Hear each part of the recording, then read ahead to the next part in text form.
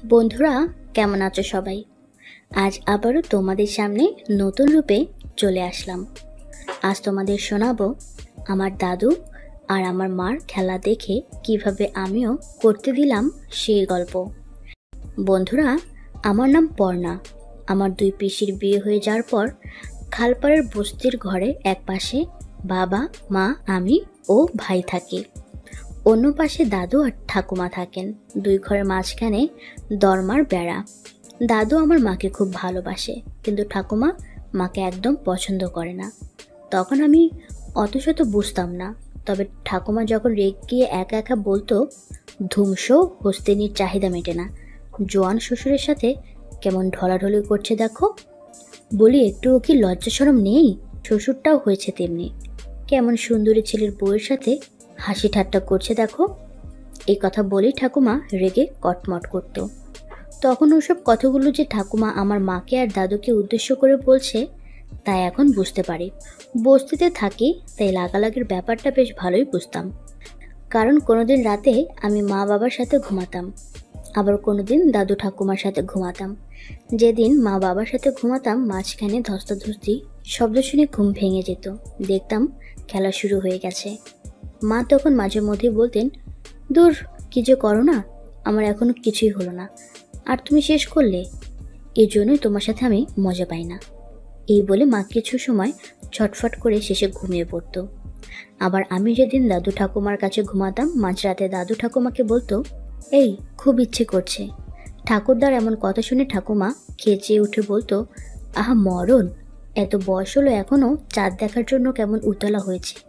বলি, তোমার যখন এত ইচ্ছা, আমাকে বিরক্ত করছো কেন? যাও না, তোমার সোহাগের ধ্বংস হস্তিনী ছেলের বউকে লাগাও। তুমি তো তোমার ওই বৌমার জন্য ছটফট করো, আমি কি তা বুঝি না ভেবেছ?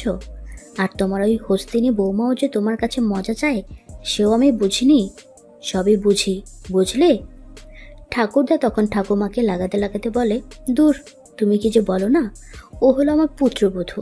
শ্বশুর হয়ে আমি কখনো এসব কথা চিন্তা করতে পারি? ঠাকুরদা এরপর ডাব খাওয়া শুরু করলে ঠাকুমা বলে, ইস, হয়েছে হয়েছে, এই বয়সে এসব কি আর ভালো লাগে? ছাড়ো আমাকে, আমার ঘুম পেয়েছে। বলেই হাত পা ছড়িয়ে মরার মতো পড়ে থাকে, যেন ঠাকুমার কোনো আগ্রহ নেই। দাদু একসময় কাজ সেরে ঘুমিয়ে পড়ে। বাবা মা ও দাদু ঠাকুমার খেলা দেখে আমি বেশ বুঝতে পারি যে আমার মা আসলে খুব কামুকি। বাবা না চাইলেও রোজ রাত্রে মা না খেলে ঘুমাতে পারে না। এদিকে ঠাকুমার চেয়ে দাদু বেশি কামুক, তাই রোজ রাত্রে দাদুও ঠাকুমাকে না লাগিয়ে ঘুমাতে পারে না। আমার মা ও দাদু দুজনেই খুব কামুক স্বভাবের, তাই দুজনের মধ্যে খুব মিল।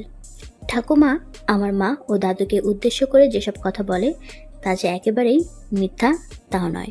আমি বেশ কয়েকদিন লক্ষ্য করেছি, ঠাকুমা যে না বাথরুমে বা ঠাকুর ঘরে ঢোকে, দাদু এসে মাকে চিমটি কেটে দেয়, আর মাও তখন ছিনালি করে আউ করে দাদুর গায়ে ঢলে পড়ে। বাবা আমার লাগে না বুঝি? দাদু তখন আদর করে বলে, খুব লেগেছে বুঝি, দেখি ডলে দেই, বলেই মাকে আদর করতে থাকে। আমার মাও সে সময় হাতে ধরে আদরের সুরে বলে, থাক, আর আদর করতে হবে না। তোমার বউ যদি দেখতে পায় তুমি তোমার ছেলের বউকে এইভাবে আদর করছো, তাহলে আর রক্ষে থাকবে না। কিন্তু ঠাকুরদা এসব কথায় পাত্তা না দিয়ে আদর করতেই থাকে। মা আবারও আদরের সুরে বলে, ও বাবা, অনেক আদর করেছো, এবার ছাড়ো না। দাদু বলে, আরে বাবা, তোমার শাশুড়ি তো এইমাত্র ঠাকুর ঘরে ঢুকলো, বেরোতে দেরি আছে, দাঁড়াও না, অমন করছো কেন? তোমাকে একটু ভালো করে আদর করি। তখন মাও আহ্লাদের সুরে বলে, তোমার যা খুশি তাই করো। এইভাবে কিছুক্ষণ কেটে যাওয়ার পর মা দাদুকে বলে, ও বাবা, এবার অন্তত ছাড়ো, মা এসে যেতে পারে। তখন দাদু মাকে ছেড়ে দিয়ে নিজের ঘরে চলে যায়, আর এলোমেলো হয়ে যাওয়া কাপড় ঠিক করে নিজের কাজে মন দেয়। এইভাবে বেশ চলছিল। কিন্তু এই সময় হঠাৎ একদিন ঠাকুমা মারা যেতে দাদু ও মায়ের মেলামেশার আর সুবিধা হলো। আর দাদু ভালো চাকরি করত, তাই পেনশনও ভালো পেত। আমার বাবা একটা পাটখানায় কাজ করে, খুব বেশি মাইনে পায় না। বাবা যে টাকা মাইনে পায় তাতে আমাদের দুই বেলা ভাত জোটে না, তাই দাদুর পেনশনের টাকার ওপর বাবা অনেকটা নির্ভরশীল। ঠাকুমা মারা যাবার পর একদিন বাবা মাকে বলল, এই শোনো, তুমি কিন্তু সবসময় বাবার সেবার যত্ন করে বাবাকে খুশি রাখার চেষ্টা করবে। দেখো, মায়ের গয়নাগুলো বাবা যেন আবার আমার বোনদের দিয়ে না দেয়। বাবার কথায় মা মুচকি এসে বলল, আরে বাবা, আমি তো সবসময় বাবার সেবা যত্ন করে বাবাকে খুশি রাখি। তুমি কোনো চিন্তা করো না, মায়ের গয়নাগুলো বাবা আমাকেই দেবে, সেটা তিনি বলেছেন। ঠাকুমা যখন বেঁচে ছিল দাদু ঠাকুমাকে লুকিয়ে আমার মাকে আদর করত। এখন ঠাকুমা নেই, আর আমার বাবাও এক সপ্তাহ দিনে ডিউটি থাকলে পরের সপ্তাহে নাইট ডিউটি থাকে। তাই শুধু বাবার আড়ালে মাকে আদর করতে দাদুর খুব সুবিধা হলো। আমার মাও এখন বাড়িতে না থাকলেই যখন তখন দাদুর গা ঘেঁষে দাঁড়িয়ে নিচু স্বরে বলে, ও বাবা, কতক্ষণ তুমি আমাকে আদর করোনি, একটু আদর করো না। ওনার কথা শুনে মা শুধু মুচকি মুচকি হাসে। ঠাকুরদা তখন বলে, এটা আমার সোনা বৌমা, বুকের মধ্যে নিয়ে আদর না করলে আমিও আর থাকতে পারি না।